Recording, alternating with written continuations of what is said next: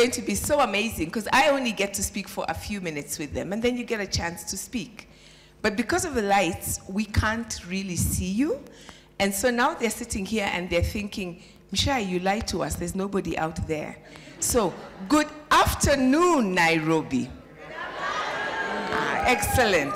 So guys, see, they're here with us. I want to welcome everyone, but especially, it is such truly, honestly, I say this every year, but every year my cup runneth over and then it runs over again. To be sitting with such an amazing panel of just phenomenal writers, phenomenal intellectuals, but more importantly, just some of the most amazing human beings that we have been gifted with on earth, and certainly who are present with us in Nairobi. Are you excited to hear that? So let's give them a Nairobi welcome, right? So some of us were absolutely very lucky yesterday, and we got a chance to begin to hear from them, begin to meet them, begin to get a taste of their works. And we're going to continue the conversation. If you were not there yesterday, I know bad things happen, and I know you know. Okay, maybe you had gone to Ribeiro to get petrol or whatever you went to do, but you are here, and that is what matters. I especially, in welcoming them, want to extend a really special welcome to Djamila, because we did welcome everybody else yesterday, but Djamila, we got to meet you. We read a little bit from your work, and you were definitely present with us, even though you thought you were on a plane at the moment. And so, Karibu, welcome to Nairobi. We are very, very excited to have you with us. Now, one of the problems I have is that their bios would take up, I kid you not, I actually did this for myself just to have some fun. Reading out their bios will take us 20 to 30 minutes, just for you to begin to get a taste of them. What I want to encourage all of you to do is please go, not only read the bios here, but please go to the website. And the reason I'm plugging the website, when you go to the website, you'll see 2023 Festival Disrupting Home. You'll have a chance to go to the artists or the program. Please go to the artists. Click on the page, their face. And not only will you get the bio, but you will get links to their websites, you'll get something about their books, you'll get links to their interviews and something they've written. It is just a feast of amazing information. So have I done you a good thing, right? I'm being very generous with this. So please let me introduce them very briefly, and I do want to start with Djamila. I am going to cut out all the awards that these many people have won. I am sitting amongst them because I'm hoping it's going to rub off to me. Also, the next time you hear from me, I will be the multi-award winning author or writer or something like all of them. But let me start with Djamila. Djamila, we are told in the website, is a public intellectual. She really is a writer and philosopher, a social justice activist, and one of the most influential leaders in the Afro-Brazilian women's rights movement. If you were here yesterday, I did say that one of the words that I carry from Djamila is when she talks about the ways we are silenced and the need for us to refuse to be silenced and to break those silences. But the other wonderful thing I love about Djamila is this description. She is an immortal occupant of chair number 28 of the Academy of Literature of Sao Paulo. Can you imagine being an immortal occupant or anything? Djamila, welcome to Nairobi. Please say if you want to say a word or two. Hello, everybody. Good afternoon. I'm very glad to be here. I'm very happy.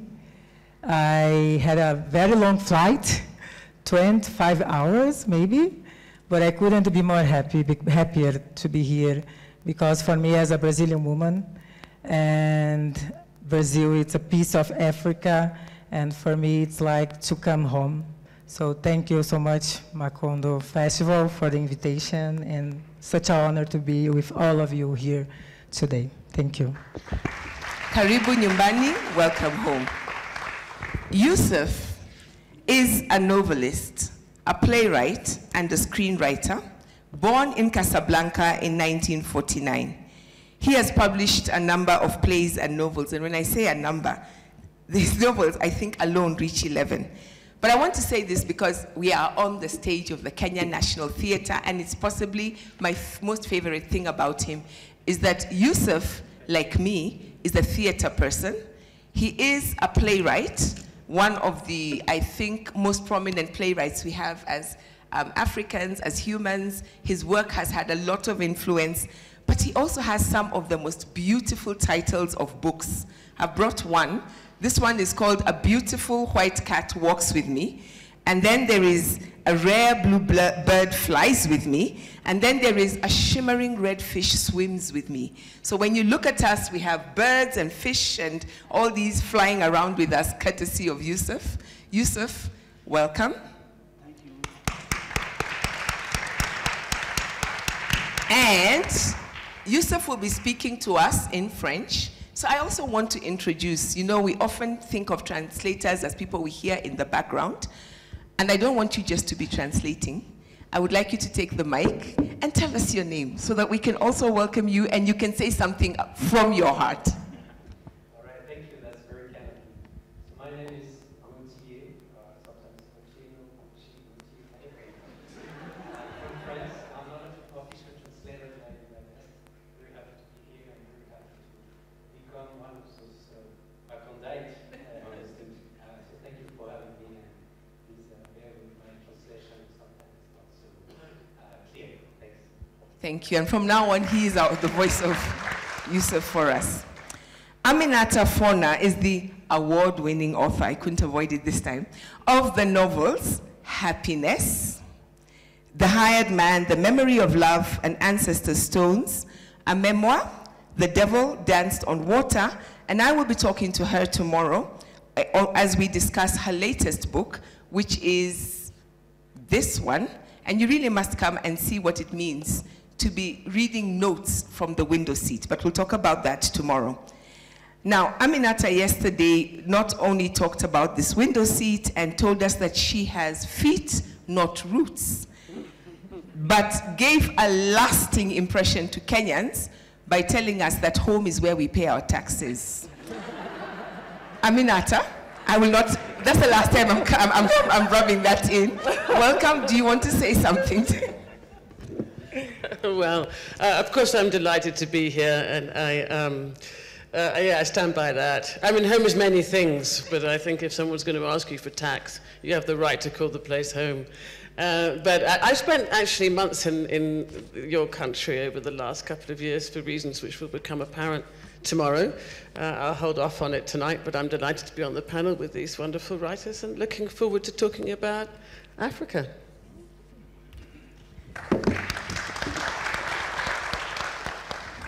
I'm looking for my notes on Yvonne because I can say so much on Yvonne and I have to restrict myself. So, Macondo tells us that Yvonne is a passionately patriotic Kenyan. She's also the author of the novels The Dragonfly Sea and Dust, and we all know her for Weight of Whispers as well. Yvonne is already interrupting me. So, Yvonne, what were you saying when I said you're a passionately patriotic Kenyan? I'm not a patriot of anything. But I'm a passionate African. And Kenya just happens to be in Africa. Yeah. I should also add that Yvonne is one of the people behind Macondo, so she can talk to what happened in Macondo, why she's decided to disown Kenya. But really, we are here to talk about Africa. And so I want to start by asking, Conte Kulin, one of my favorite poems starts, what is Africa to me? And I don't know what your relationships, if any, with Africa are. I think Djamila almost had started us on that. But what is Africa to you? Why are we talking about Africa? Like, there's so many other amazing things we could talk about. Why are we talking about Africa? What is Africa to you? Whichever of you wants to start. Aminatta, you've been... Okay, how should I jump in? It's funny, actually, because, you know, sometimes people talk about Africa and then Africans get annoyed and say, no, no, no, we're not one place, we're 54 countries. And then at other times we go, no, no, no, we're Africans. And it is that, you have to hold two ideas in your head at the same time. One is the idea of difference and the other is the idea of, of a commonality. The commonality, I think Africa is a sensibility. It is a shared sensibility.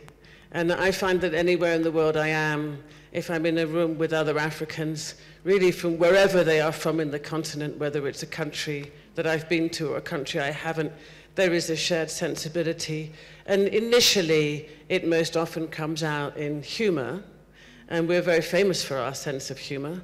I'm going to be a little bit flippant, but I think it's quite a good example. One of the things I do quite like about social media is the fact that it's given Africa and ordinary Africans another voice, a voice out in the world. And there are all these wonderful, I'm sure you've seen them at TikTok, memes on the African parent. Have you seen them? I mean, they're hilarious. It's all about what it's like to grow up in the West with an African parent. And, the kid says something, and then, the kid makes a joke, and then 20 minutes later, the lecture from the African parent still isn't over. And it's all called When You Have an African Parent. And, my son didn't grow up in Africa. I did, but he didn't grow up in Africa. But he finds those videos really funny, and he completely understands what they're about. So it's a sensibility that can be translated across generations and into and outside different cultures. And of course, not limited to humor. We can talk about all the other ways in which it affects us. But I think humor is almost the first element when an African meets an African. And by that, when an African meets an African, I love that image of you as the quintessential African mother in diaspora. How would you describe your relationship to Africa? You've said it's a sensibility, it's full of humor. Do you locate yourself within it or locate yourself as an observer of it? I locate myself within Africa. Yes, I mean, I think one lives in more than one place at a time. So I happen to live in Washington, D.C., which is my joke about the taxes. So Americans are very, very particular about their taxes. And for a long time, I was paying tax there, but had no legal rights. But my mother is Scottish. I also lived in London before then. I was my stepfather was a diplomat, so I grew up in many other countries, but Sierra Leone was always like the centrifugal force. And I think there is now another kind of African, and that is the international African, the cosmopolitan African. We know each other when we see each other. My link to the continent is constant and ongoing, and it's it's an umbilical cord that will never be broken. Thank you. Let me come to this side. Yvonne or Youssef, any one of you wants to go? Youssef? Vous? À vous? Vous pouvez parler? Thank you for your presence. Merci. Yeah, sorry. Yeah, no, I have to translate in English. That's true. So thank you for being here. C'est une question nouvelle pour moi. It's a new question for me. Parce que je n'ai jamais mis les pieds dans un pays africain. Because I never actually stepped in Africa, at a country in Africa. Et même beaucoup de gens me disent tu es arabe, tu n'es pas africain. And a lot of people tell me, you're Arab, you're not African. Et moi, je ne sors pas dans les rues et je dis je suis africain, je suis africain. Non, je ne fais pas ça. I don't come out on the street and say I'm African. No, I'm Arab. Non, je pense l'Afrique autrement, à travers d'abord ce que je fais quand je travaille, quand je parle des souffrances des hommes, de l'être humain, de leur joie, de leur combat pour la liberté, pour combattre l'injustice, pour aimer la justice, pour aimer les gens les uns les autres. I speak about Africa differently.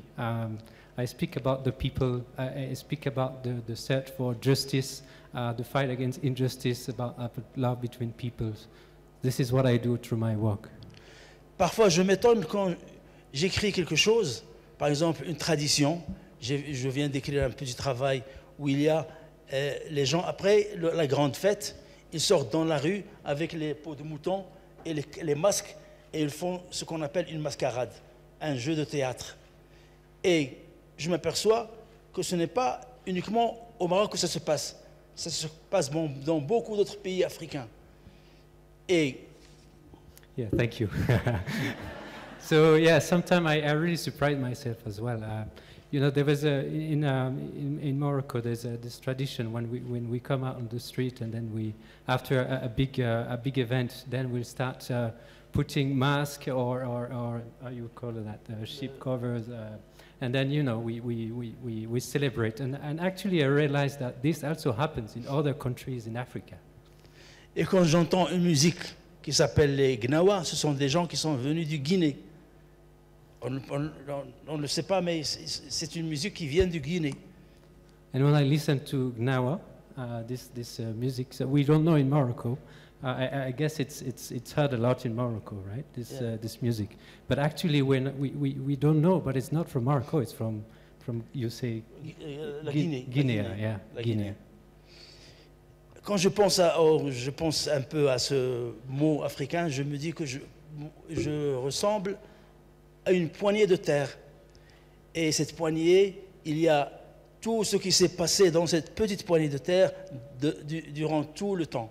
Les odeurs, tout ce les vents qui sont venus, les oiseaux qui ont mis leur nid là-dedans, et tout cela fait un humus, un ensemble de choses qui est moi.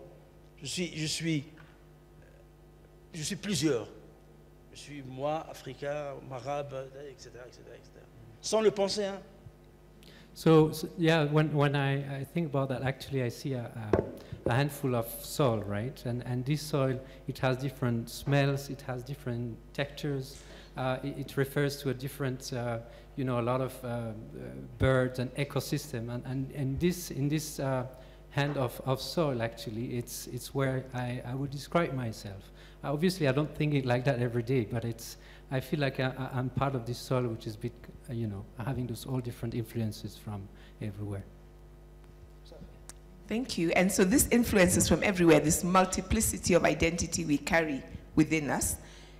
Let me ask the passionate African, what is Africa to you? First of all, hello everyone.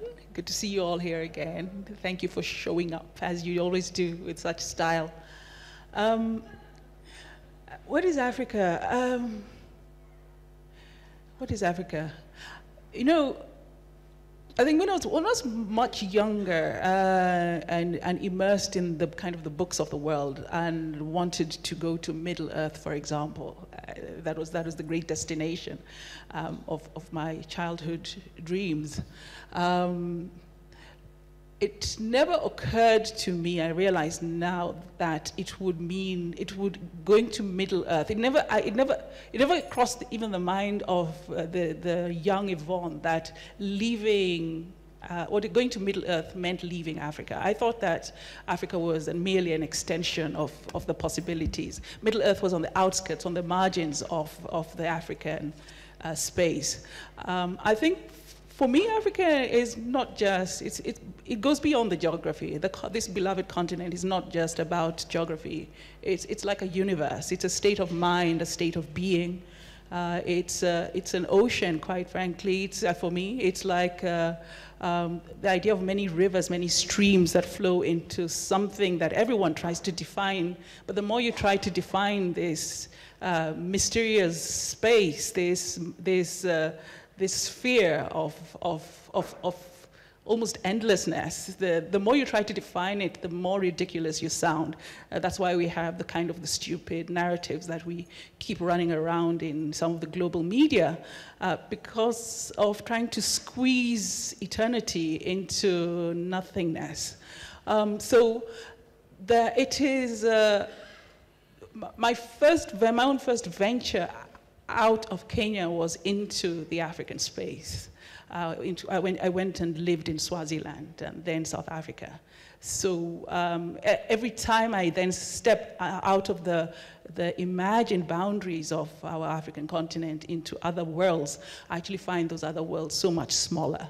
So Africa is an immensity, and I know you're going to say, what's my relationship with this place? It's a sense of privilege, a sense of awe, a sense of unknowing, and a constant sight of discovery.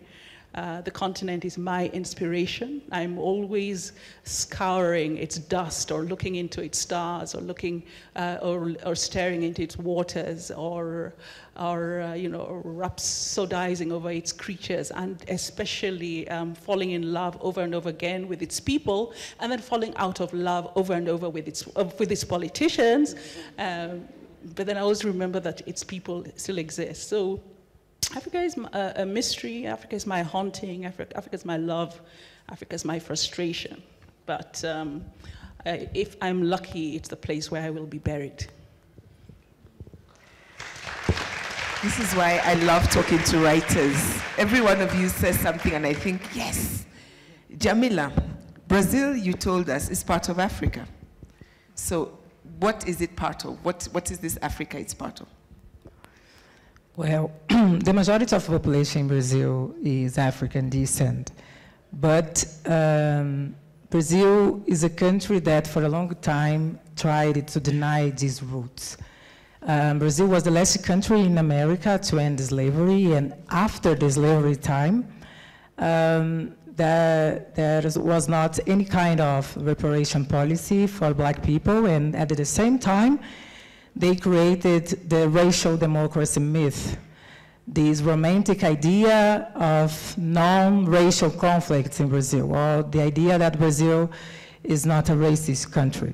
So they sold abroad this idea of a country with very happy people living together, playing soccer and enjoying carnival. So this was the idea that was sold abroad. And people usually think that Brazil is this racial paradise. But in fact, Brazil is a very racist country. So all these attempts to try to erase our identities, our roots, was very damaging for us. So Africa, for most of us, African descent, is a place that we had to reinvent it, that you had to imagine.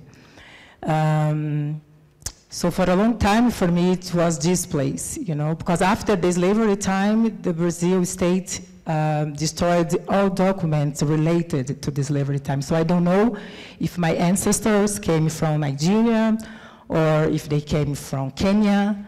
So this gap was very difficult to us. That's why most of us had to imagine Africa, but not that Africa that they were showing to us in Brazil, only this stereotype Africa.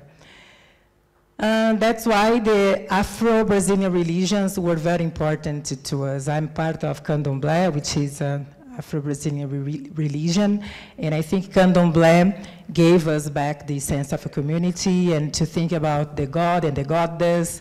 I am a daughter of Oxóssi, who is the god of the forest. At the same time, he is the king of Ketu. So Candomblé was very important to give us back this idea of Africa and also to make us feel that we belong.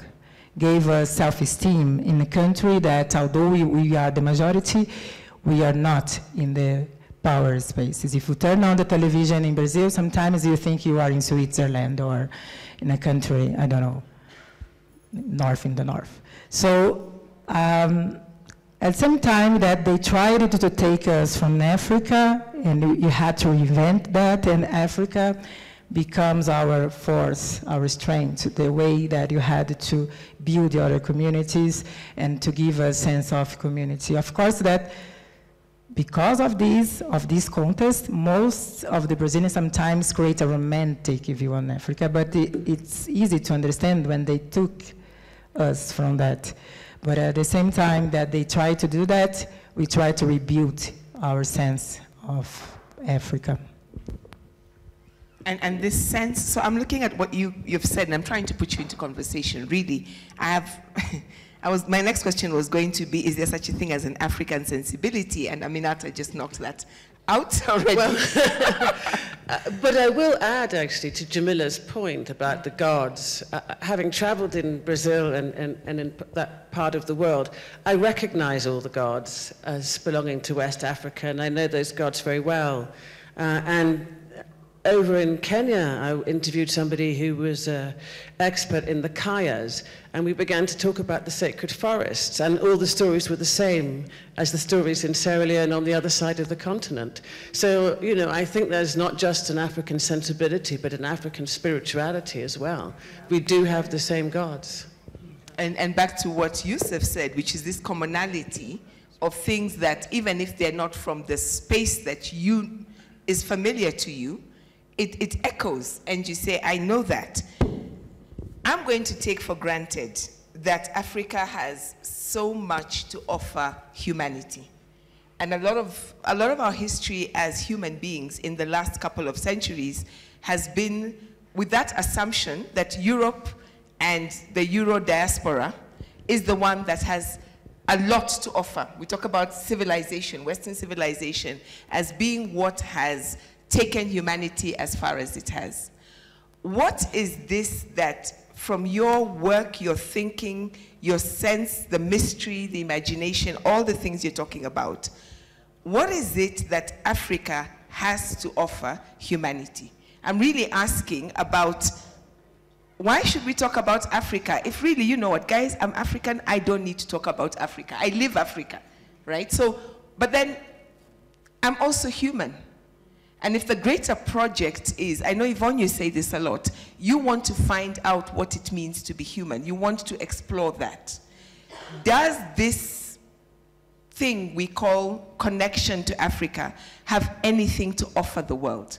And I want you to take that in any way you want. I've tried to make this as big as I can without forcing you down a particular pathway. I love it when I ask writers questions and they give me that look of, are you out of your mind? You don't make any sense. Aminatta, I take that with joy. I'm actually trying not to catch her eye. That's what I was doing. I was thinking. Well, I was also kind of wondering, why do we seem to have this existential crisis? That's what I was wondering. I was thinking to myself, did the French sit there wondering about being French?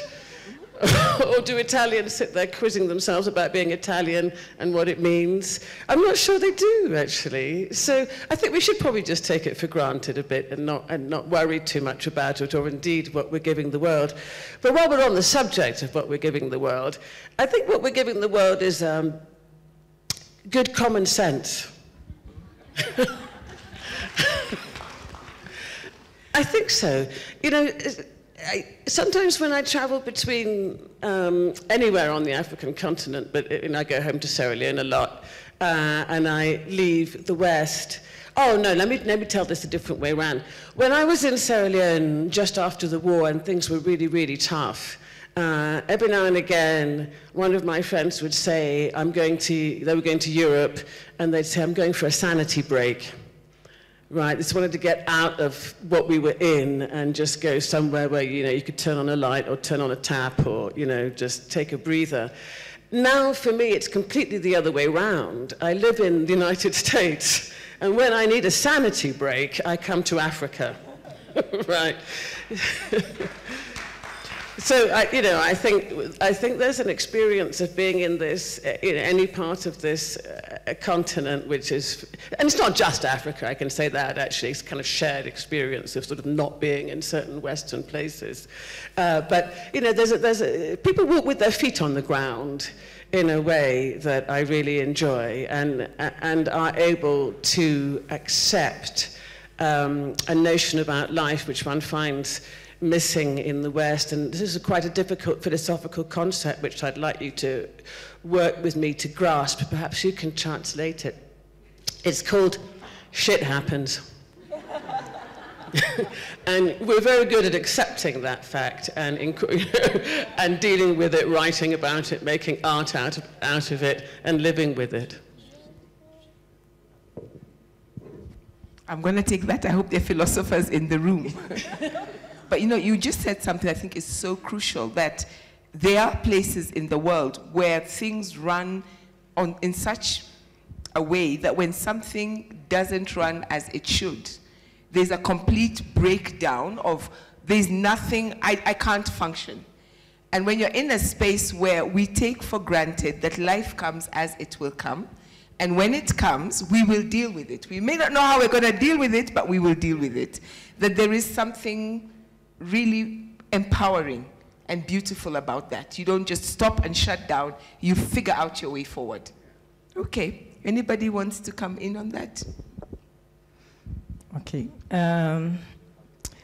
Well, when we talk about black feminism, for example, we always think about United States. But I think in Brazil, for example, there is a lot to teach, because many Afro-Brazilian feminists reflected on feminism based on candomblé, for example, in the gods, in the African roots. And because we are in Brazil, speaking Portuguese, writing Portuguese, people usually don't know about the work of phenomenal women like Lélia Gonzalez, that in the 80s was talking about the importance of a concept that she called Americanidade. So how it was important for us as people in Latin America to create a transnational struggle with our Africanity, because there are black people in Brazil, in Uruguay, in Argentina, Venezuela, but usually we are looking up to Europe all the time. So Lélia Gonzalez in the 80s was criticizing our, what she used to call epistemological dependence of the global north. And it's so powerful when people don't know about her work, because the politics of translations are also colonial politics. And if we are thinking in Portuguese or in Latin America, it's much more difficult to have our work translated. So I think that Sueli Carneiro, also an important black feminist in Brazil, she wrote about the feminine power in candomblé and thinking about how it's important to relate it to feminism. So I think Africa can teach a lot about humanity and how we can connect our humanities without choosing who life is better than other life. You have to understand that all life matters. And in colonial process, they impose a view that I am the human being, you are the other. I am the rational, you are not. And I think Africa, I think the Afro-Brazilian women, they reflect in a way that make us understand how powerful our roots are and how powerful it is to think about ourselves, to reflect on ourselves instead of all the time look up to other countries, look up to the global north all the time. That's why I write, that's why in Brazil I run a book seal in which I publish black authors in Brazil, male and female, mostly female, because I think it's important also to present our diversity, that I don't have to think like you, and it's important to publish different people, different black people. And now we are translating people from the global south. We just translated Afro-Colombian writer, and next year we are going to publish authors from India, and I'm very interested in publish women from Africa, because I think it's another way to connect ourselves through our books, through our critical reflections, and I think it's very, very necessary to Brazil, this kind of connection with African writers and intellectuals. So as we come to them, we're also this side of, this is why I like starting with people on the left. You see? The people on the right, these ones anyway. But I want to just, you're taking me to where I want us to go, to move from let's talk Africa as if Africa is this object we need to talk about, but to say let's talk Africa, let's talk amongst ourselves, because there's so much immense intellectual, all the different kinds of worth we can think about, that we have ideas to put on the table. Let's talk about it. Yvonne, Youssef? Okay, I think, in a way, you kind of anticipated my kind of point of view, which was going to be simply this. I don't apologize. I was going to say it might sound self-obsessed or Africa-obsessed, but Africa is, of course, a component of the world. And I said earlier that Africa feels like a galaxy, a constellation, a universe. So if the world wants to learn what Africa offers, that's up to the world. I'm more interested in what we can do for ourselves. I'm interested in our desires, in our loves, in our passions, in all the things that we have perhaps neglected by not being a little navel-gazing and self-obsessed and self-adoring and self-loving. I'm curious. I'm more interested. I'm less interested in what Africa can offer the world. I'm mostly mostly interested in what Africa can offer Africa, and what Africa can evolve and imagine and what do you call it? And sculpt and paint and envision for Africa. Because whatever it is that we will do, and we're already doing it, and you know, you travel the continent and you discover that there's so much of our beloved continent that's happening anyway. Whether anyone's looking at it or not, it's still happening, and it's fabulous, and it's amazing and marvelous. It can also be strange and disconcerting, but it's ours. So I'm kind of the more self-obsessed, and if anyone's lurking around and happens to spot it, good for them. But I'm not going to notice them. Okay. Youssef? Pour moi, d'abord, pour revenir à la première question, qu'est-ce que l'humanité attend de nous? Qu'est-ce que nous allons donner à l'humanité? Come back to this first question. What can we offer to humanity? Moi, je vais renverser la phrase. Qu'est-ce que nous n'avons pas donné à l'humanité? I will shift it around. What did we not give to humanity? Yes. Notre sueur, tout ce qu'il y a sur la terre, tout ce qu'il y a en dessous de la terre, tout, on a donné tout, l'or, les âmes, les morts, tout. Et maintenant, qu'est-ce qui se passe? À mon idée, ce qui se passe maintenant, je crois, que la civilisation occidentale, c'est la fin, se termine. Chaque civilisation commence à son apogée et sa chute. Et nous, on va commencer, ou on commence, ou nous sommes un pays jeune, nous sommes des pays jeunes, tout l'avenir est devant nous, c'est pas derrière nous, c'est pas les... et moi, quand je pense à tout cela, ce que les auteurs ont entre eux, c'est les rêves que nous partageons, c'est notre espoir dans l'avenir. C'est l'avenir qui nous fait vivre. C'est l'avenir qui nous fait aller de l'avant. Et nous partageons les mêmes rêves, le même amour, le même amour de soi et de son prochain. Parce que moi, c'est elle, c'est nous tous. Nous sommes réunis, bien sûr, à travers cet outil qui n'est pas le nôtre. Cette langue qui n'est pas, mais qui nous relie et qui revient à nous. Et eux aussi, ça les enchante de voir autre chose que ce qu'ils ont là-bas. Cette sclérose, personne ne connaît personne.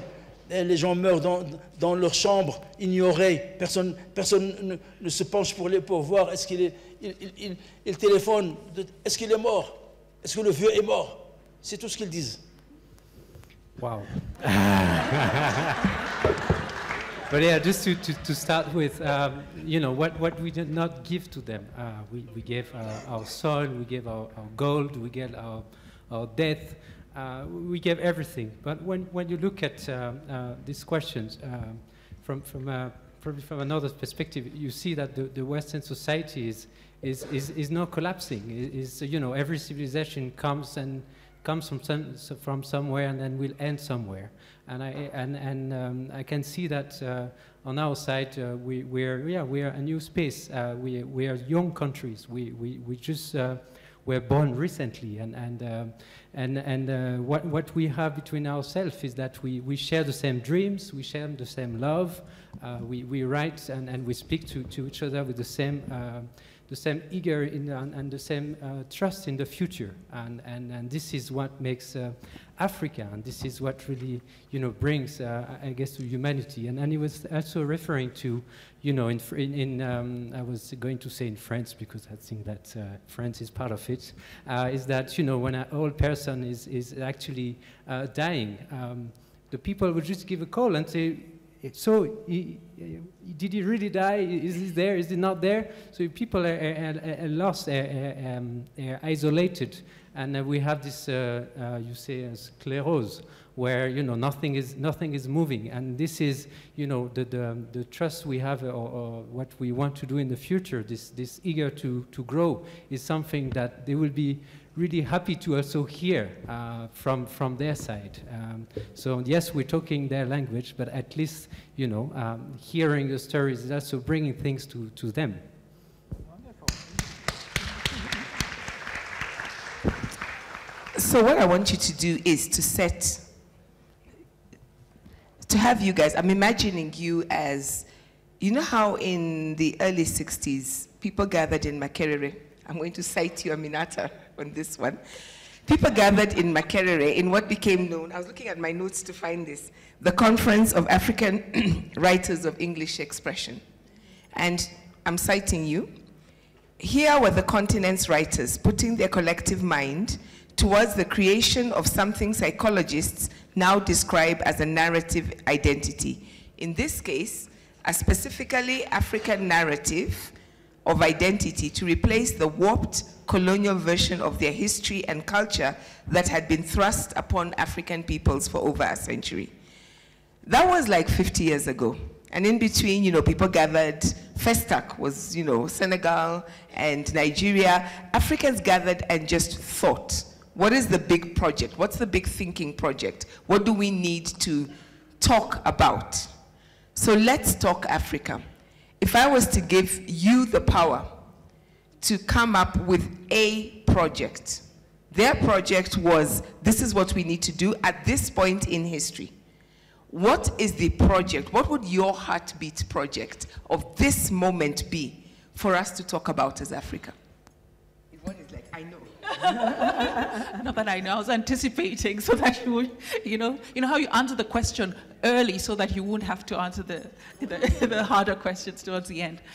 I think the big, if it was told, okay, you're putting a continental, what is the Big Africa project? My dears, the Big Africa project I would want is called world building, crafting the world. And when I say crafting the world, I'd say imagine the world, but imagine it from this soil, from where we are right now. Write a story, write a big story of the entire universe, but write it with the African protagonist, Africa as the protagonist. And what is that? And then I'd say jump 100 years, and what is that world? That's the world that we've crafted and sculpted and painted and written into a story. What is that story? Yes, is it a love story? I hope it is a love story. Actually, I would insist. Make sure it's a love story. But I would. So that world building would include the idea of what does the African galaxy, what does the Africa intergalactic vision look like? What is the African story of the world under the waters? So to simplify things, it would be simply to say, tell me a story of the world, but tell it in our words, in our worlds, in our metaphors, in our symbols, in our dreams. Tell me a story of the world. Tell me a story of the world in 3023. What would the world look like? Project 1. I have 3 more projects to come. Youssef? Yes, it's a big question. Big question. So, Mais je pense, pour moi, ce n'est pas à travers l'écriture, bien sûr, mais il y a un problème pour tous les pays, et le projet de chaque pays, c'est l'éducation. C'est l'enseignement et l'éducation. Et nous, on participe à cela en écrivant. Mais quand je vois un enfant avec son cartable, ça me fait joie dans le cœur. Ça me fait beaucoup d'effets. Parce que c'est ça l'avenir. C'est que les gens apprennent à lire et à penser. Et c'est ce que nous faisons tous avec nos petits moyens. Yeah, so it's a very big question, but when I think about it, what really I believe is important is education. When I see someone with a child with their back and going to school to learn and to read, this is where I believe the project is. And obviously we contribute to our books and to our literature, but this is where I think is very important, is that the people and the children start reading and learning with the books. Okay. So project number 2, thank you, is how are we educating the next generation? For this world that Yvonne wants to build 100 years from now, how are we educating our next generation? Project 1 was world building, project 2, education. Project 3.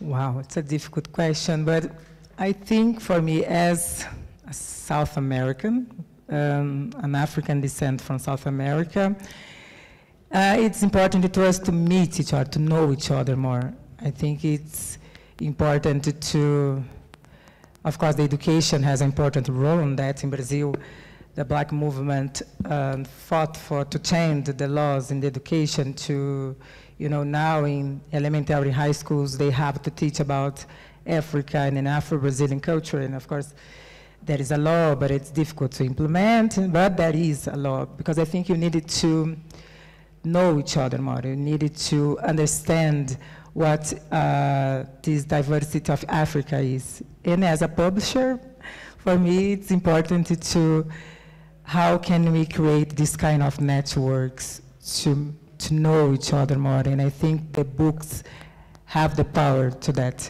We needed to translate ourselves. We needed to, support editorial initiatives. That's why I am what I am, because I had the opportunity to read women that were very important to me. The translations were important to that, were very important to that.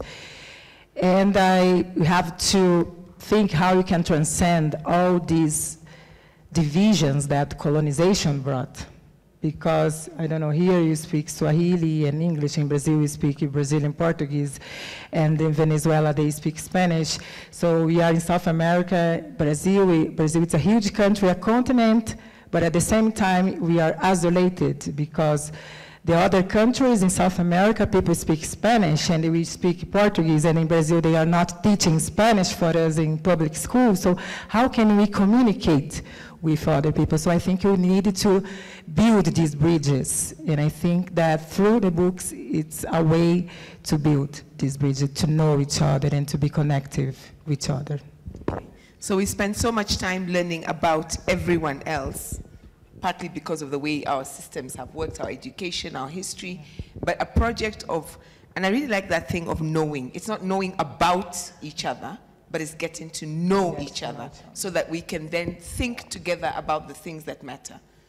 Aminatta, you get project 4? Project 4, I'm going to call my project Deep Time. I've been working a bit with paleontologists, and I was in Ethiopia, and I interviewed somebody, and we were discussing the discovery of a skeleton which is known as Ardipithecus, and it's like 4.5 million years old.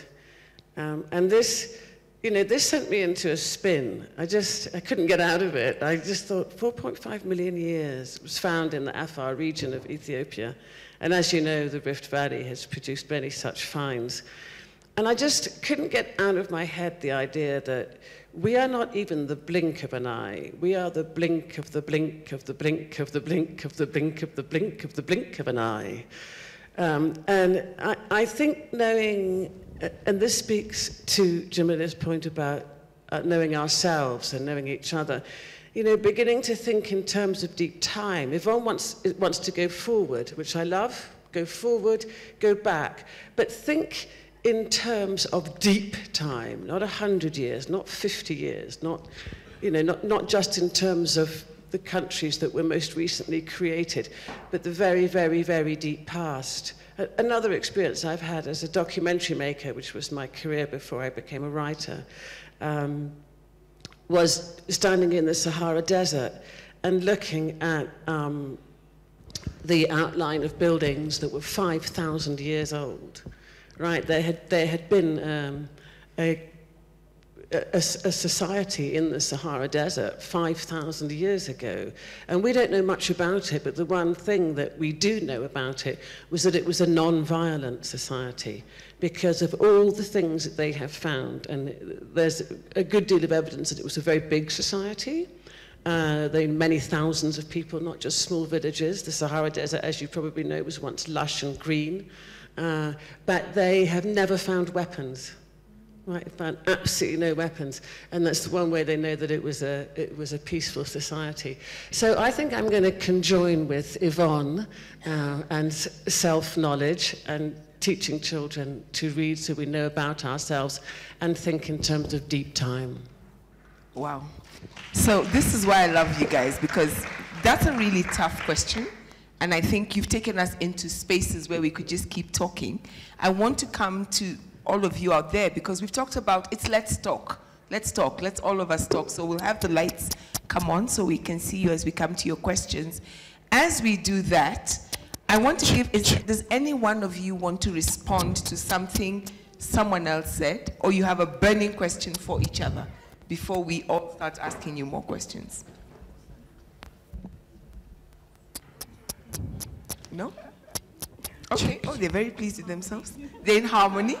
So let me take questions. I think I can now see the... Please, please. Je vais ajouter quelque chose. Chacun de nous, et vous aussi, chacun fait son travail, son petit travail. Et avec le travail de chacun, on peut arriver à quelque chose. I just want to add something. Every one of us is doing something, is doing his work. And it's like, it's the work of everyone's, you know, doing that will at the end do something. Je vais vous raconter une petite histoire. La forêt a brûlé. Il y a un feu qui a touché toute la forêt. Et les animaux ont peur. Et ils ont vu un petit oiseau, le colibri. C'est un petit oiseau comme ça, qui va au fleuve et qui prend une goutte et qui la jette sur le feu. Et commence à rire. Ils lui disent, qu'est-ce que tu fais? Il leur dit, je fais ma part. Let me tell you a little story. So there's a forest, and the forest got fire. And it's when the fire started, all the animals obviously are scared and frightened. And there's one small bird, it's called a colibri. I think you say colibri in English? Hummingbird. Thank you. Hummingbird. And the honeybird will start and come and collect water. And then we'll start, you know, put it on just to try to reduce the fire. And everyone will start making fun of the colibri. What are you doing? And just well, I'm just doing my part of the job, yeah. And it's what we're doing, all of us here, yeah. And what he's just shown us that you can't see is that that is what is the, what do you call it? The screensaver on his phone is the hummingbird. So may I take any questions? You know, I could keep talking and asking questions. I love these minds. But I'm also assuming you also are jealous. I can see one question at the back. And two. So let me start with those two. Somebody right there, and then there's somebody here. May I have a mic there, please? Yes, thank you. Hello, thank you for the wonderful conversation. My name is Chepchirchir, and I really enjoyed hearing all of you dream about your projects. And I had a question about how, because I'm sure there are also politicians, policymakers, dreaming about their own projects and visions about Africa. And so how do you all envision, if at all, bringing all these different parties together? Because I just feel like sometimes it could be conflicting ideas. And yeah, so I'm just curious about platform building in terms of bringing everyone who's dreaming about Africa together. Thank you. Okay, and the second question was here. And we can take then, all of you can get a chance to respond. So Yvonne's favorite people, the politicians, may not let us get through to this wonderful space. And let's see what the second question will be. Hello, yeah, my name is Radha Upadhyay, and thank you very much. It's been really engaging. My question is actually really connected to that, and Yvonne saying that the thing that frustrates her the most is politicians. And linked to the question of education, I feel that the generation after us is one of the first generations that's less optimistic about their future than any generations before, and this is supported with surveys. So as kind of writers, do you feel you have any way or any role in kind of reducing violence or building better governance systems in the world? And linked to that question of the how. Yeah. So 2 questions. How do we do this? And what is your role? What do you see your role as an intellectual to be? Any one of you who wants to respond to any of those?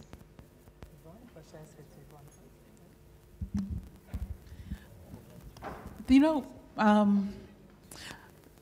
regarding the how, I think I'll take Youssef's idea, the notion that it's already happening, the fact that we're actually having this conversation, and not to necessarily demand that we have, you know, we fall into the trap of Kenyan solutionism.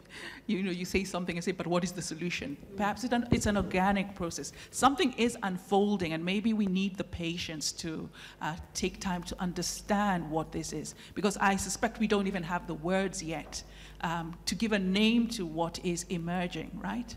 And in response to, I don't know about the other writers, I'm not a missionary, my dear Radha. So I'm not in the business of evangelization or trying to, you know, offer peace to the world.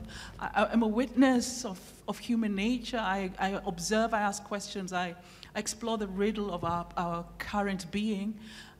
Yes, the new generation is regarded as a little less optimistic, but I have faith in that generation to make sense of their world. And if it means offloading us, those who have created the problems that they have to live with, then I'm all for that as well. I have faith in that, in the emerging generation. I think they will know what to do. Yeah.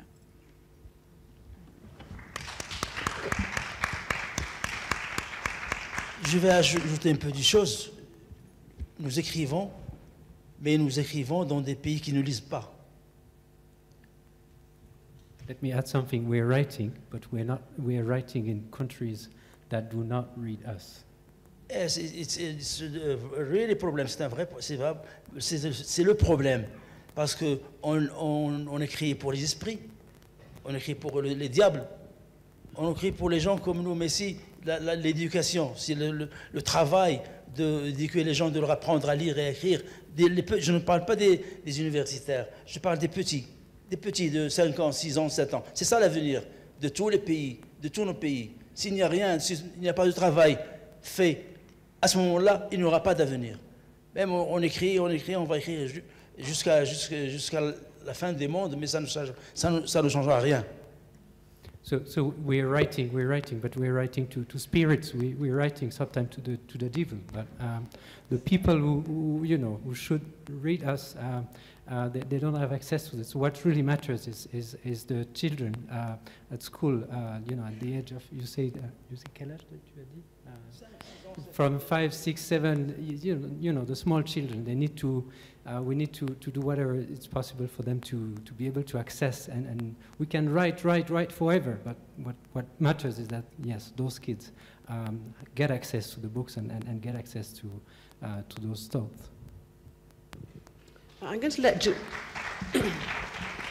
I'm going to let Djamila go last because Djamila's an activist and will doubtless have something more concrete to say, because I feel like the question is way above my pay grade. But I am going to go back to something Youssef said earlier. You know, we each play our part, and it may be too much to expect of writers to find political solutions to a continent.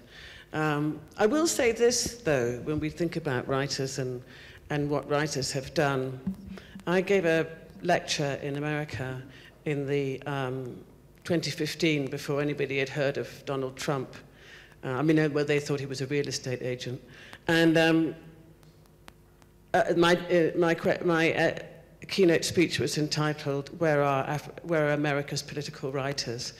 And I began with a story about a Nigerian writer called Helen Habila, who's written many great novels, one of which is Oil on Water, about the crisis in the Delta. And when Helen told his mother that he wanted to be a writer, his mother burst out crying. And not because he would be impoverished or not have health care or nobody would want to marry him, but because she thought he was going to go to prison. And I think it's very telling for somebody to be in a country where the idea of becoming a writer involves the idea of taking that level of risk. That's also true in Sierra Leone. It's true in many countries where to speak out comes with a huge amount of risk. So, you know, and maybe this goes right back to the second question, what does Africa have to give the world? We have the boldest writers in the world, I think. I really do. I think African writers have done an exceptional job in pointing out where the failures of politicians are and where those failings have been allowed to perpetuate. And I think we should all congratulate ourselves as readers and as writers and people who have supported and defended those writers with creating spaces like this for us to have these conversations. Thank you.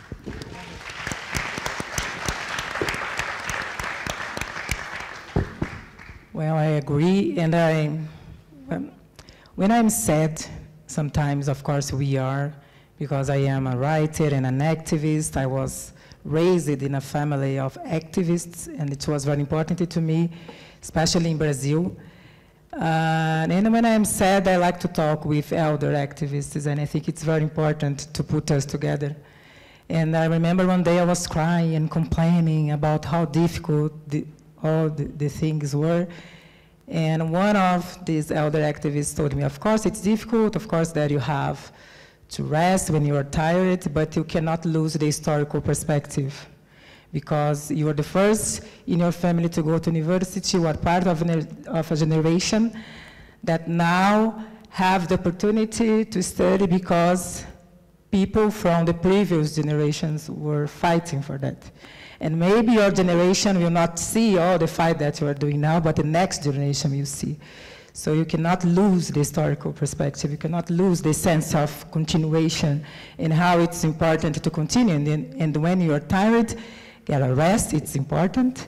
We are not going to save the world because, you know, you are living in a very difficult society, but it's important to continue and not to sometimes the new generation, they think that everything is a mess, and it's a mess, but it's important to know, to read the story of people that came before us. It's very important to put us together and to make us continue, and that's important to go on. Show must go on, and then, of course, the situation is not easy, but it's very important to value what the previous generation did for us, to make us think how important it is to go on and not to lose the historical perspective.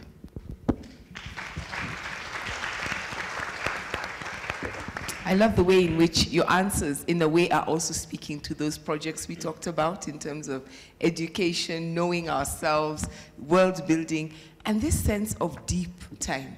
You know, knowing that 5,000 years ago, there were people here who somehow created an amazing civilization, and we too can do it. Because sometimes, you know, you feel so beaten down, you think, ah, really? And then you think, ah, no, we can. Yes, we can. Okay, and yes, I know we have more questions. I see one right there at the back, and I see one here. Where's the middle? I can see this one and there. What's the third one? One here. Sorry, the light is right here. The light is right in my eyes, so I can't see. So we have 1, 2, 3. I don't know who's got the mic and where they are. You can start with, yes. Who should I start with? The one there, right there. So you can just pass it across from where you are. And then there's 2 and 3. Can I start? Thank you very much for allowing us to talk about Africa. I would like to ask Youssef, Mr. Fadel. You said that you write differently about Africa because you have never been in Africa. And I was wondering, you come from Morocco, that is, geographically speaking, Africa. So I got a bit confused about that, and I am wondering if that was in reference to this imaginary belonging that we talked about. So yeah, I got confused. Thank you. And then 2 and 3 are here.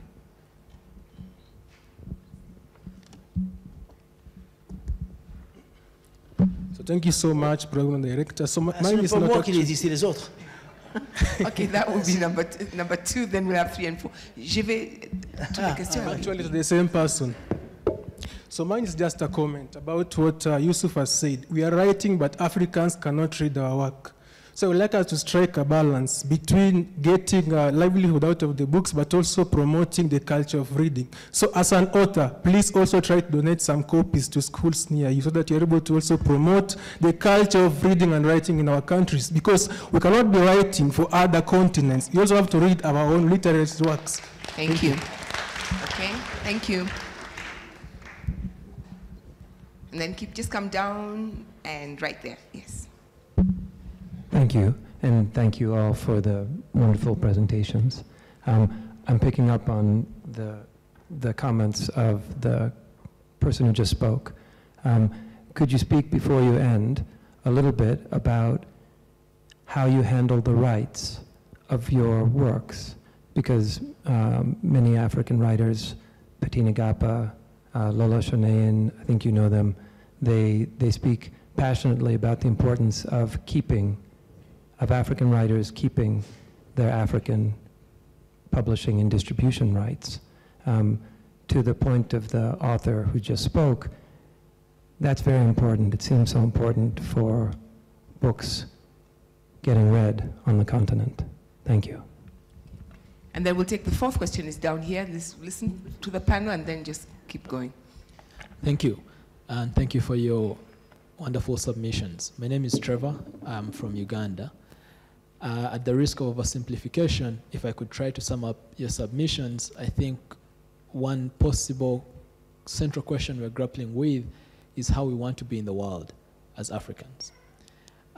Going from talking about education and the contributions we've made to civilization, or building up worlds from an African protagonist perspective, or breaking our dependence, epistemological dependence on the global north, or even the idea of deep time, that we, in this time of turmoil and even quagmire, if you will, that we find ourselves in the grand scheme of things, is only a drop in the ocean. We could make it out and what have you.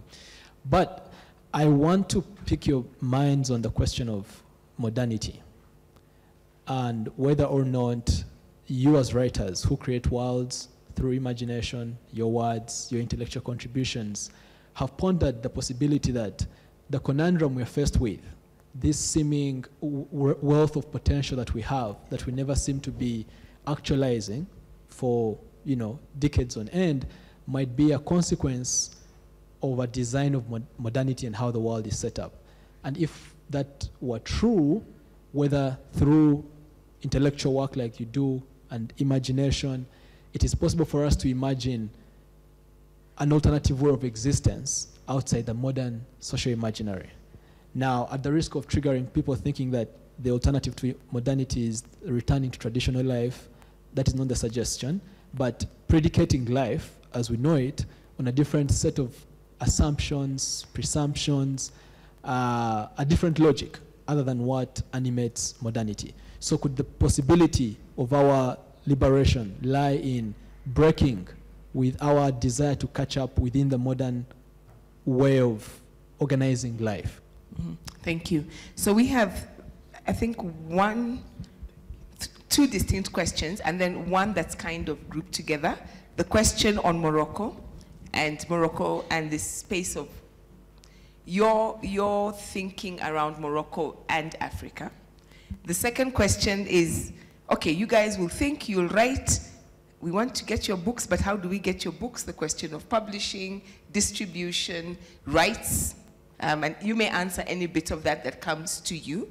And then this question, and I really want to thank you for the question, that ends up asking us, how do we disrupt home?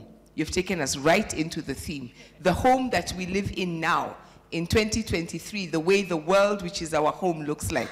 How do we disrupt it? And you're being very clear. You're not saying go back into the past. You're saying how do we take everything that has come to us from deep time to where we are now, and then disrupt what is here so that we can come to where Yvonne wants us to go.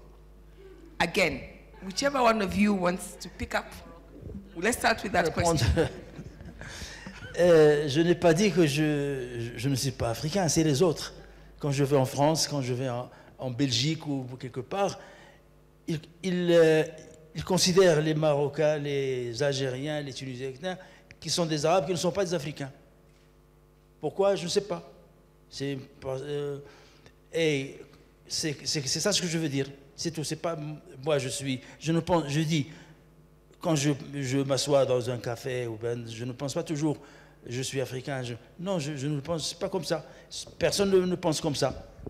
On le pense quand on écrit ou bien quand on a un problème, et on pense toujours à un pays par rapport à un autre. Il y a toujours un autre un miroir qui te fait réfléchir sur ton pays, sur ton continent où tu es. Et non pas tu t'assois tout seul et tu dis est-ce que je suis africain ou non. Non, c'est comme ça. C'est par rapport à un autre, c'est toujours par rapport à quelqu'un d'autre.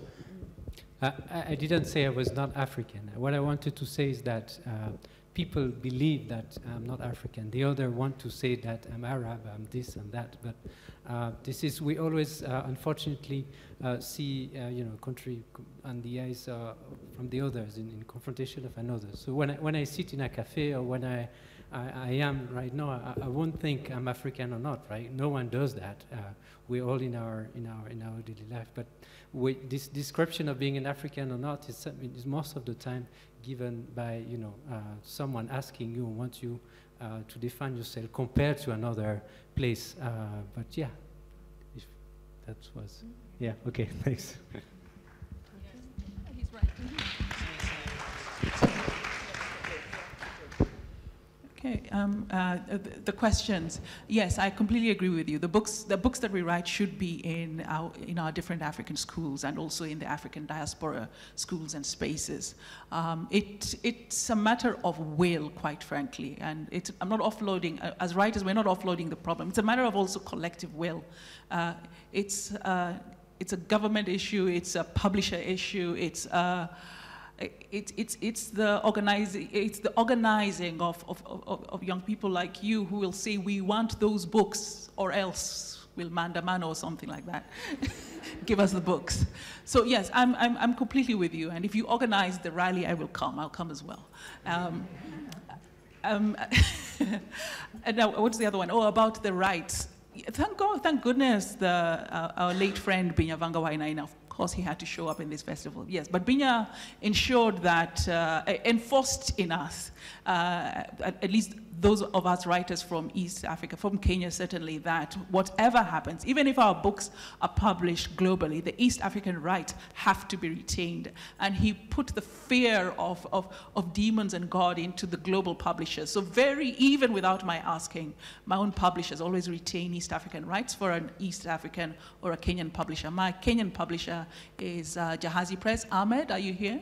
Just so that other African writers or African writers of the African diaspora who want their books published published can refer to. He's outside at Prestige Bookshop. So I retain all my African rights for African publishers. Some, of course, do not deliver, but I live completely in hope. Trevor, yes, thank you for your question, and your question is one that I obsess with. That's exactly why I ask. Tell us another story of the world. Can we imagine another story of the world? Quite frank, encountering the works of people like Walter Mignolo reminds us that Europe itself created the world that we are living.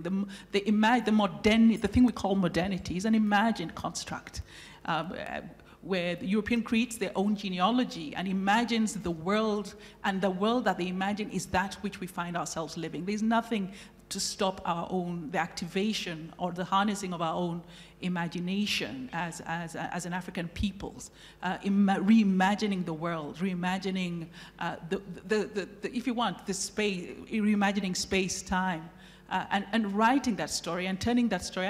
I'm a believer that the stories that we tell become the life that we live. We can, and it would mean finding another language, looking for new metaphors, calling in ourselves. It's a lot of hard work, a lot of the hard work that I think sometimes, for whatever reason, I'm not saying we're reluctant to do as much as perhaps we get so bogged down by the worries of the present that we lose the energy to call in, summon in these new worlds as well. So again, thank you for the question, and yeah, it's a question that exercises my own soul and my own literary journey.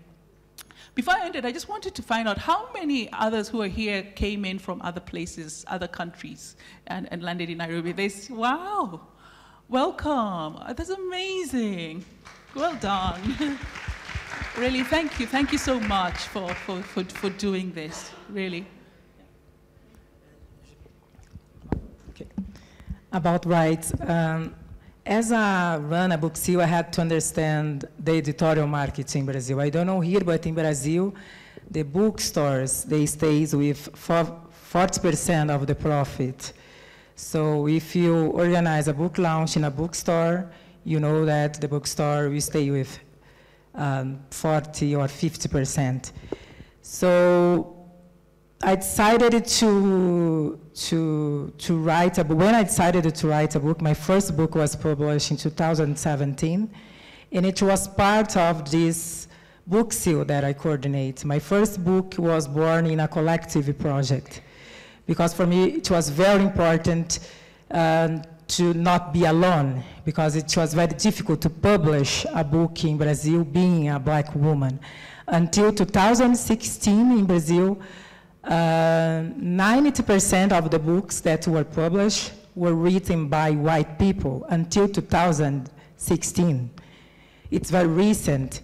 So when I understood the market, the editorial market, I decided to organize book launches in public spaces. We traveled around Brazil. We went to other parts of the Brazil that usually the authors don't go, the Northeast, the North. So you are carrying books in our luggage and trying to organize events in favelas, in slums, trying to talk to people and say that this book is also for you. So the books are with didactic language, affordable prices, because for us it was very important that people could have a condition to buy the books. And usually in Brazil, the books are very expensive. So we had to understand the editorial market to hack the editorial market. So after the success of my first book, a big publishing house invited me to write. So I wrote 3 books for this big published house, but I continue with this independent project because for me it's very important to publish and continue doing what I am doing. It's not easy in Brazil because, you know, of course, this big published house, they don't like that I do what I do. But I think it's important, how can we hack the system? So we have to understand and to study about to be able to hack. And I think it's important also to people to spread our ideas. So in Brazil, there are a lot of book clubs, book groups in favelas, people that are organizing, reading about our books. And it's very important, the role of the readers to spread our idea, to organize an event and invite us, to think how can we together, exchange more, be able to be more to be together in this process. Because sometimes people say to me, oh, you should give the books for us. And I say, yes, but I have to support the project, I have to pay the authors. It's not easy, so help us, organize something. So we are doing hard work to be able to publish 25 books written by Black people. So it's important also to the people help us to spread our ideas and to be able to be in spaces that usually you are not. So I think it's, I'm from Candomblé, and the Shu, who is the first god of our religion, Eshu says that it's important also to exchange. If I give it to you and you don't give me back, you are stealing from me. So I think it's important to be able to create this space that you can exchange. So you don't need to be rich to do that. Sometimes you can organize a reading in your house or in your community. And it's not easy to support financially this project. It's very expensive to publish books in Brazil, but I think this project is still being successful in Brazil because our community understood that they had to be together with us in this project. So also, I negotiated the rights of the authors to other countries. We have already published 6 authors in French, 3 authors in Italian, and 3 authors in Spanish. And we, I am a person that I'm not a shy person. I ask people for money. You want to support this project? I have, I have an author that needs to go to France. So do you want to be an anti-racist? Yes, so open your wallet and support this project. So because, you cannot only be in the internet saying, oh, it's important to be an anti-racist, so do something. So I think it's important to people engage in that. I just want to speak as a non-writer, non-author. The investing, we're asking writers to invest in the labor of research, in the labor of writing, in the labor of editing, and everything that it takes to produce the book. And what I'm hearing is that we have a responsibility as readers. We have a responsibility as being part of a community of knowledge. So that when I am buying a book, I'm not only paying for this book, I'm investing in the project, in the intellectual project that allows writers to keep writing, allows publishers to keep publishing, allows translators to keep translating, so that other people too may get this work. And I want to say this as a non-writer as illustrators, a lot of people. Yes, yes. So it's a whole system, and we all have a part to play. Aminatta. I just wanted to say that because I'm the non-writer on the panel. Anything you want to say about the questions? No, I know we're coming to the end, but yeah. I think it's covered. I mean, the question of rights and publishing and everything, I mean, it's covered. But the question about, which I've been sitting here thinking about, actually. I mean, it's such a big question, and I don't think I can answer it, but I was reminded of something that happened to me. And I've kept thinking on it, and I know that I want to write about this one day, but I haven't yet found the way.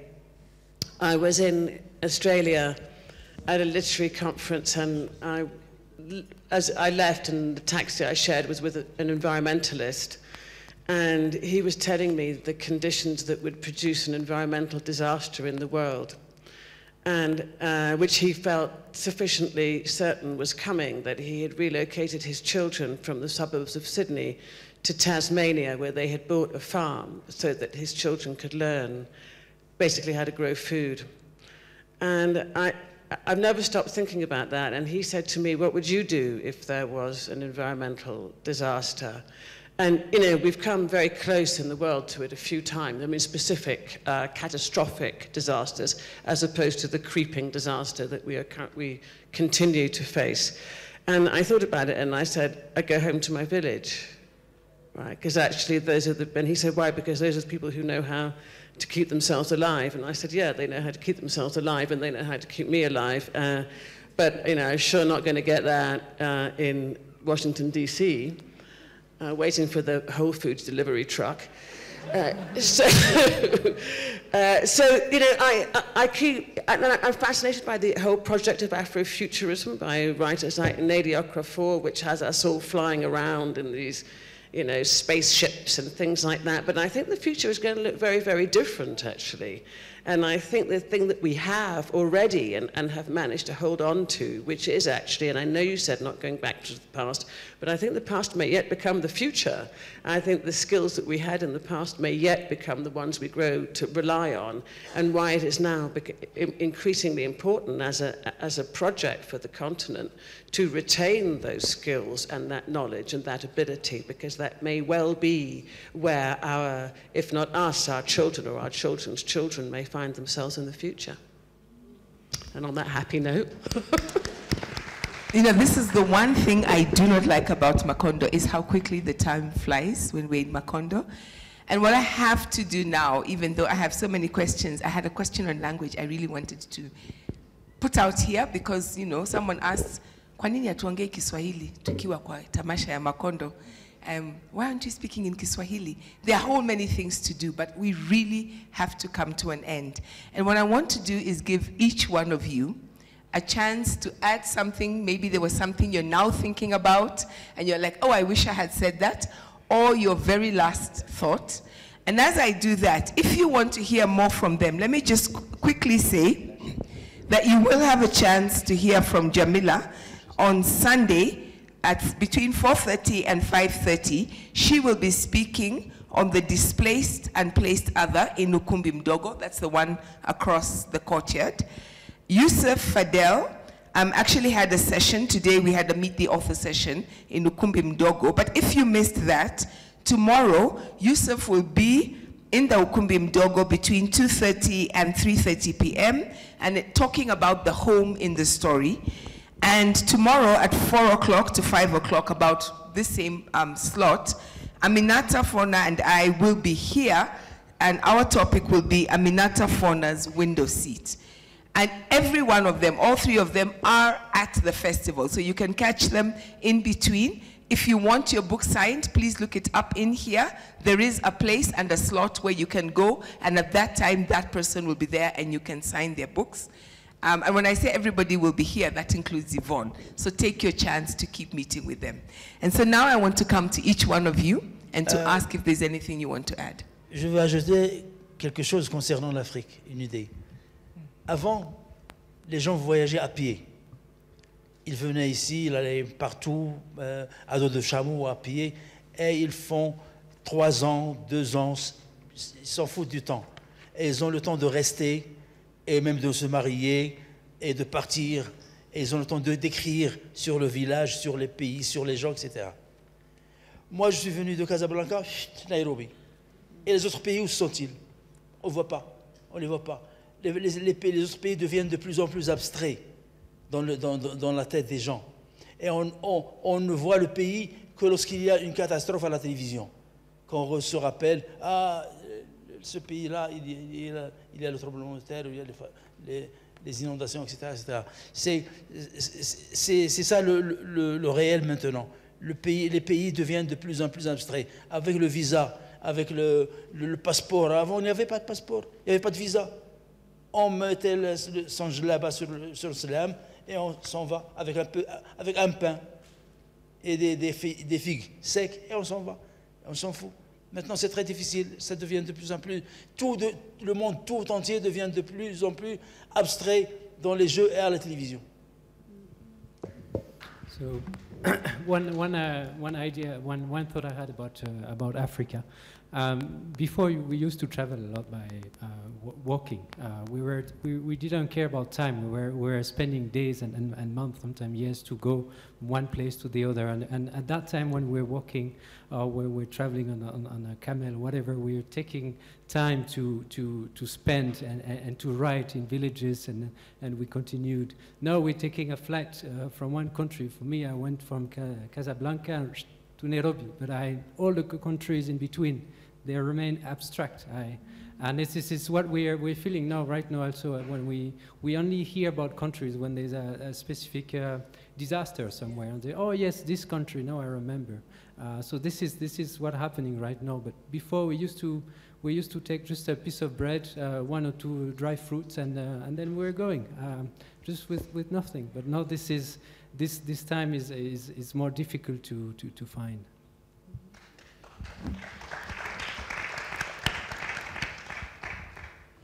Okay. Nothing like last words, but I have a challenge for you. It's, I think, the one that I referred to earlier. Please tell me a story of the world. Tell me a story of the world from your African heart, from the sensibility of being African, from your sense, from your longing, from your yearning. Tell me a story. Tell me another story of the world, from your desire, from your love, from your longing. Tell me another story of the world.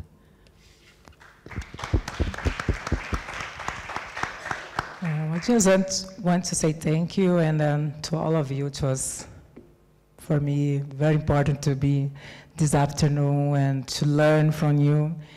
And next year, my first book will be translated to English, and I hope I can come back to Macondo Literary Festival with a book launch. I'm very glad. It was very difficult to get the English translation, and I'm very, very happy to say that Chimamanda Adichie wrote the foreword of my English translation, and I am very glad with this connection between Brazil and Nigeria, and how she was kind and generous and understood how it is important to, to support the sister from the Global South, because she offered herself to do that when we met last year in Brazil. And for me, it was very important to have a woman like her introduce myself for English speakers, because as a Brazilian woman, we know that you have this kind of challenge. And I'm very, very glad to say it's the first time that I say that. And yes, I hope to come back next year to the book launch.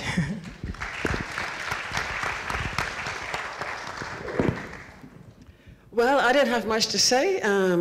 Reading and writing is a conversation, and it's a conversation with the world. And the thing that I always loved about being a writer, and the reason I will never give it up, is because I get to be other people. I've been a psychiatrist, and I've been a surgeon, the jobs my parents would have liked me to have. And I've also been an elderly African woman in a village, and I've been a Croatian man running a farm, and I've lived so many different lives. And I think the most wonderful thing, and the sense of awe one gets from reading and from writing, is that experience of living another person's life, of being the other, the sense of wonder. And so I just want to say thank you very much indeed for bringing us all that sense of wonder, and thank you very much for coming to share it. See you tomorrow. And on behalf of everybody, let me just say what an immense pleasure it is, because you do the imagining. You create the worlds for us. You inhabit the lives of other people, and we come along with you. And it is such a joy to have such amazing minds. Djamila, we cannot wait to be able to read your books in English, in Swahili, hopefully one day, but also to welcome you back. Aminatta, we hope you will come back. Youssef, we hope you will be on our stage. I'm trying to get a deal to bring Youssef's play onto this stage. And Yvonne, don't go away. Like, you're here with us. I also really, really want to thank our translator. One of the